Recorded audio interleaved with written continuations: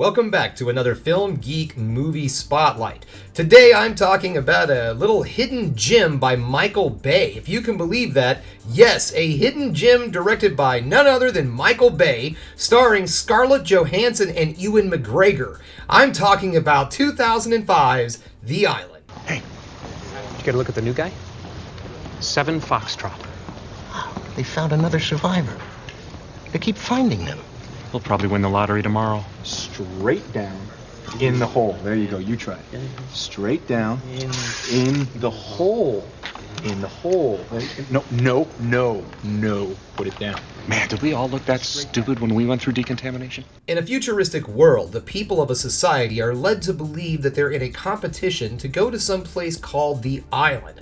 But as it turns out, the Island is not what it seems. The Island was released July 22nd, 2005, and it grossed just over $162 million on a $126 million budget.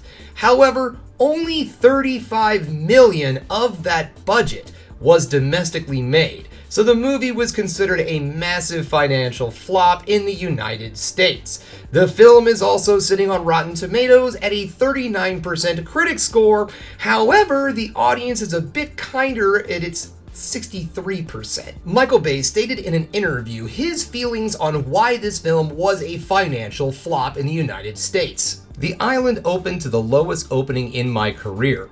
All of my movies have been smash hits. They all made a fortune at the box office for what they cost, and The Island did a pitiful $35 million.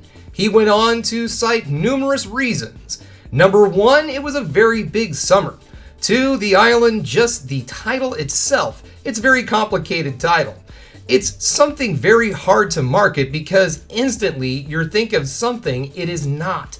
The marketing ended up being the biggest failure in his view, and while Warner Brothers did very well with it internationally, the domestic advertising never nailed down the tone. We should have sold it more as an action movie, he says, adding that they instead tried to go for a more intellectual route. He takes partial blame, as he did like some of the ads, but he says DreamWorks ignored his repeated suggestions that they use WB's campaign from overseas. Michael Bay polled 500 people just a few weeks after the film opened, and roughly 450 of them didn't even know that the movie had been released. Michael Bay went on to say that the ball was dropped big time. So what do I like about this movie? Well, the first thing that really stands out to me the most in this film is the first act. I like the way that this film is divided up. In the first act of the film, it plays more like a very cerebral science fiction film.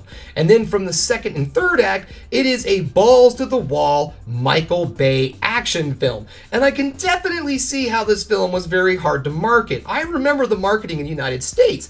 It went definitely more into the cerebral sci-fi. And so I remember thinking to myself, what the hell does Michael Bay know about cerebral sci-fi? Well, as it turns out, he does a pretty good job with it. I like his way of doing things at the beginning of the film.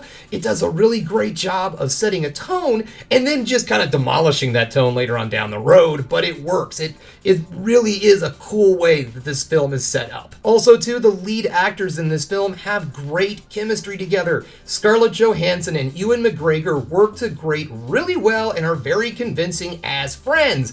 The unfortunate thing is, of course, this is a PG-13 action film, so the leads have to have a romance, right? So they have this very weird, awkward romance mixed with a weird, awkward PG-13 sex scene, and I never really have understood that. The chemistry between the characters works so much better with the two of them just being friends trying to get through a situation than to take it to the next level for some kind of goofball romance. But hey, what the hell do I know about movies, right? So basically, at the end of the day, this film does an amazing job of blending two types of sci-fi films together. It does a great job blending in the more cerebral sci-fi, high-thought kind of concept, and also just a balls-to-the-wall sci-fi action-adventure film. In fact, there is this chase sequence in this movie that is absolutely mind-blowing. I mean, it makes the chase in Matrix 2 look like nothing, and I mean, it is amazing. I love that scene. It's one of my favorite parts in the movie. So yes, this is an extremely well-constructed film, and for some reason, it just didn't connect with the audiences in 2005. Whether it was the fact that it was, advertised incorrectly, or maybe people were just kind of done with big budget blockbusters at that point in 2005. Like he did say, it was a very difficult summer for blockbusters. Alright guys, well, if you are curious and you want to check this film out, well, you can currently find it for rent on your usual suspects, YouTube, Google Movies, and also too, a different service called Plex. I've never heard of it before, but apparently it's one of those free-to-watch services with commercials. So yeah, I guess download Plex and check this movie out. It's worth the watch if you've never seen this Michael Bay film. And even if you're not really a big Michael Bay fan, I think you might find this movie interesting because it's just so much different than anything else that he's done. Alright guys, well that's all I have for you today. If you liked what you saw here, go ahead and subscribe to the channel, ring that bell for notifications, and give me the old thumbs up so I know you like what you're seeing.